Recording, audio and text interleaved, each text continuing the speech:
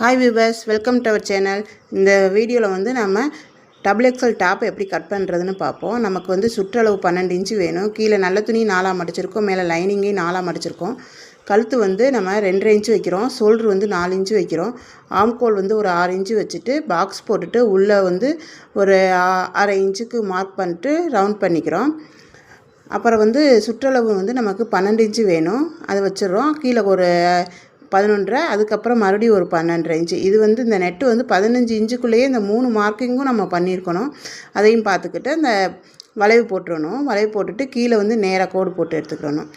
கழுத்து வந்து நம்ம டிச் பண்ணும்போது வந்து என்ன மாதிரி கழுத்து வேணுமோ அதுக்கேற்ற மாதிரி வந்து நம்ம கட் பண்ணிக்கலாம். இப்போ வந்து மார்க்கிங் பண்ணதை மட்டும் நம்ம கட் பண்ணி எடுத்துக்கிறோம்.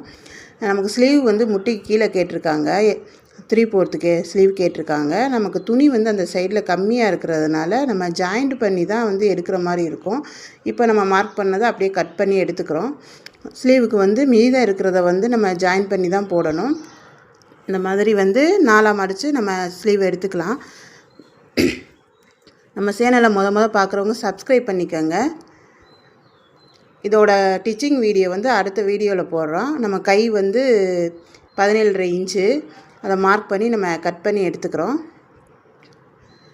டிச்சிங் வீடியோ வந்து அடுத்த வீடியோவாக போடுறோம். அவ்வளோதாங்க, நம்ம ஈஸியாகவே வந்து டாப் கட் பண்ணிட்டோம். தேங்க்யூ.